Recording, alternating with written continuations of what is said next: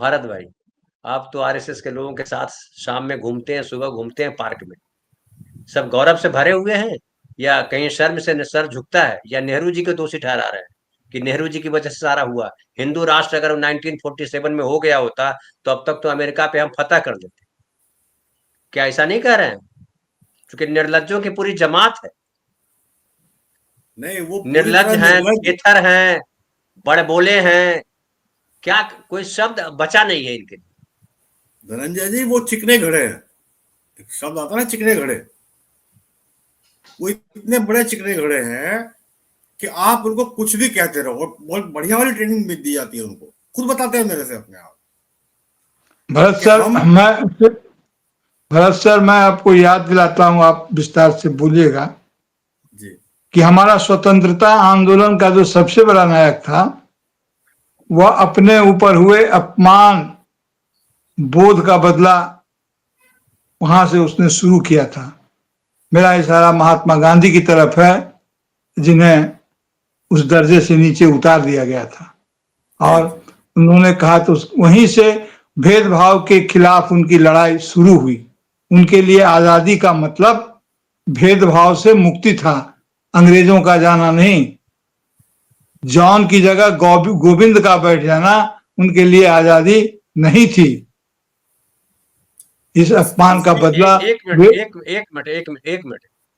अनुराग कुमार, तुम बकवास जो है कहीं और जाकर के करो, कि गंदी भाषा का यहाँ इस्तेमाल मत करो दूसरी जगह पे, चैनल पे कौन क्या कर रहा है? मूर्ख आदमी हो यार तुम। तुमको मैं बर्दाश्त कर रहा हूँ, मैं बेवकूफ, मैं भी बेवकूफ आदमी हूँ, तुम्हारे जैसे घटिया लोगों को बर्दाश्त करता हूँ मैं। भागो यहाँ से, बदतमीज आदमी। उसके जी बारे में प्रफुल्ल जी, भारत भाई। उसके बारे में, उस घटना के बारे में प्रफुल्ल जी, अंग्रेजों ने कहा था कि काश उन्हें पता होता है कि जिस बंदे को ट्रेन से उतार रहे हैं और वो हमारी सत्ता पलट देगा, तो जीवन में उसको ट्रेन से ना उतारते। ये किसी अंग्रेज ने लिखा था, मैं नाम नहीं मैं जानता हूँ, लेकिन ये एक कहावत थी, लिखा गया कहीं इतिहास में दर्ज है। मूल बात यह है धनंजय जी कि आरएसएस के लोग चिकने घड़े हैं। जो आप कह रहे थे चिकना उनके घड़ा साथ कह घूमते। करके भी, जो चिकना घड़ा कह के घड़े की बेइज्जती कर रहे हैं हाँ आप। हाँ। घड़े में पानी रहता है, चिकना घड़ा मतलब कह इतने करके बेइज्जती कर रहे इतने हैं घड़े इतने की। इतने बेशर्म लोग हैं, इतने बेशर्म लोग हैं। मैं आपकी इसकी कल्पना नहीं कर सकता इस बेशर्मी की। जो सावरकर की माफी को ये कह सकते हो कि रणनीति के तहत माफी मांगी गई थी, क्या कर लोगे आप उन लोगों का? उनका हर काम रणनीति के तहत होता है। सिखों के दंगे, सिख विरोधी दंगों में उनका कि पूरी तरह से साइलेंट मतलब हाथ था उनका। इनडायरेक्ट उनका आरएसएस के लोगों का हाथ था।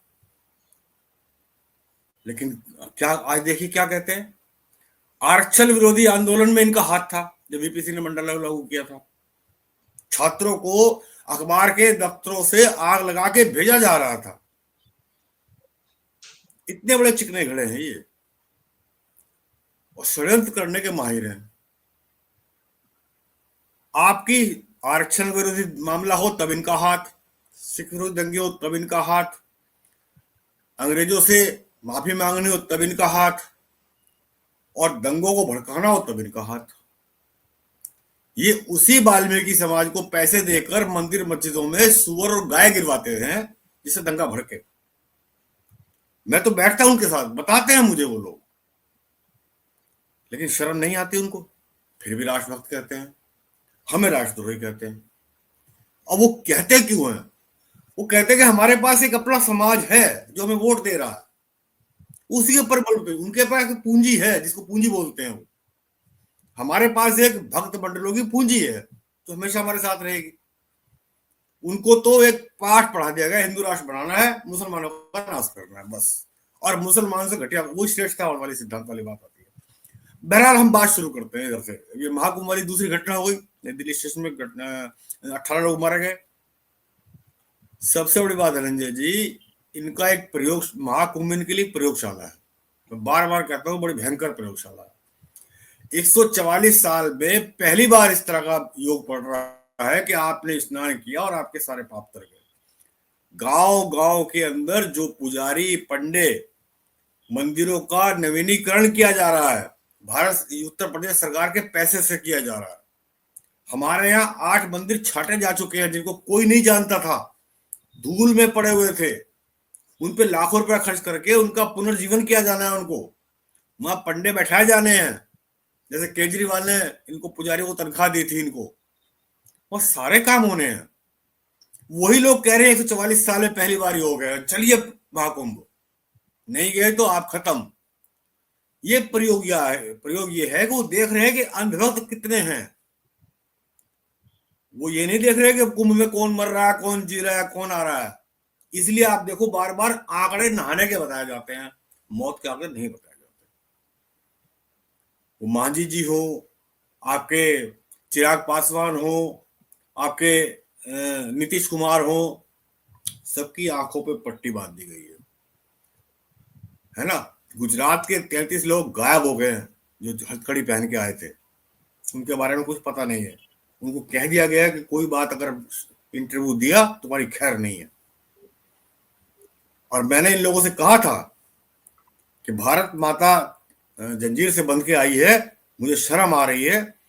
तो जो आरएसएस के लोग जिनको मैंने कहा था उनको शर्म नहीं आई, वो सफाई देने पहले से लगे हुए थे। बोले गए क्यों, 50 लाख रुपए खर्च करके, 50 लाख खर्च करके यहाँ काम नहीं हो सकता क्या? क्या जवाब है इस चीज का? इस कुतर्क का कोई जवाब है? अगर उनसे कहा जाए 50 लाख दे के यहाँ कोई काम नहीं हो सकता, पान की दुकान भी नहीं खोल सकती, वो कहेंगे किराने की दुकान तो खुल सकती थी, नाई की दुकान तो खुल सकती थी 50 लाख में। क्यों नहीं किया साहब इन्होंने काम? अरे हर आदमी अपनी बेहतरी की व्यवस्था है, आदमी की अपनी क्या कल्पनाएं हैं, क्या सोचता है कि 50 लाख लगा के, कोई आदमी सोचता है कि मुझे 5,000 महीना मिल जाएगा, कोई सोचता है 50 लाख रुपए लगा के मुझे 5 लाख रुपए महीना चाहिए।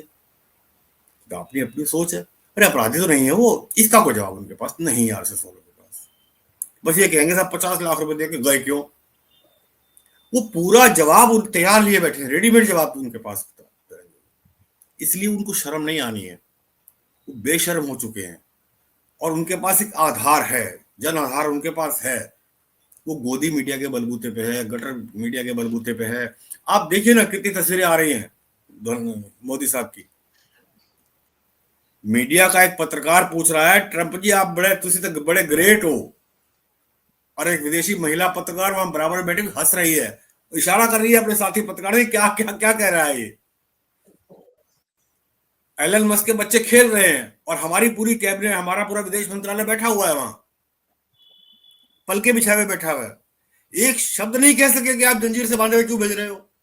और दोबारा फिर भेज दिया उन्होंने जंजीर से बांधकर, सिखों की पगड़ी उतार करके भेजा। ये क्या है कि कोई जवाब आपके पास नहीं, आप गुलामों की तरह ट्रीट हो रहे थे वहां, और आप हो रहे थे। आप कोई जवाब नहीं दे पाए ट्रंप के एक जवाब का भी। उसके पत्रकार ने पूछा अडानी के मामले में, आपको जवाब नहीं दे पाए। ट्रंप ने कहा मैं जवाब देता हूं, आप वासुदेव कुटुंब पे आगे। कुछ जवाब है क्या? आप 10-12 फोटोग्राफ धनंजय जी ऐसे आए हैं विदेश में, अमेरिका से, जिसमें मोदी जी का जवाब ही नहीं है, बोल नहीं पा रहे, कोई जवाब नहीं दे पा रहे। ऐसा लगता है जैसे कि हम लोग बिछ गए हैं। अरे हमारे देश का प्रधानमंत्री अगर इस तरह बिछ जाएगा तो हमारा क्या होगा? हमें शर्मिंदा है इस बात के लिए। मुझे तो धनंजय जी ऐसा लग रहा है कि ट्रंप ने हमारे साथ अप्राकृतिक यौनाचार किया हो, ऐसा महसूस हो रहा है। जब दोबारा जहाज भर के आया जंजीर से जुड़ा हुआ, और तीसरा जहाज आज शाम को आने वाला है, रात तक आ जाएगा शायद, देखते हैं क्या होता है। और हम लोग खुश हैं।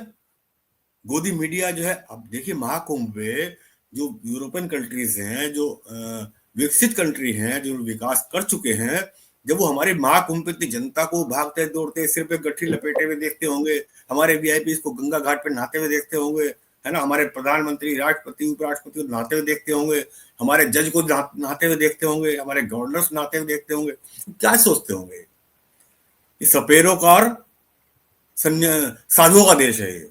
हम वही के वही साबित हो रहे हैं। उनके दिमाग में क्या बात जा रही होगी, वो तो देख रहे हैं बारीकी से। ये जो जहाज पे जो बांध करके भेजा है, उससे भी आपको नहीं समझ में आ रहा है कि क्या आप समझ रहे हैं हम? ये सपेरे हैं, ये सपेरे ऐसे भेज जा सकते हैं, है ना। तो ऐसा मतलब जो उनके बारे में, हमारे बारे में समझ उनकी थी, हम उस समझ को पुख्ता कर रहे हैं। कहाँ वैज्ञानिक चेतना की बात थी, कहाँ लोक कल्याणकारी सरकार की बात थी, कहाँ आप इसमें मंदिर मस्जिद से फंसे हुए हैं, महाकुंभ में फंसे हुए हैं। है ना।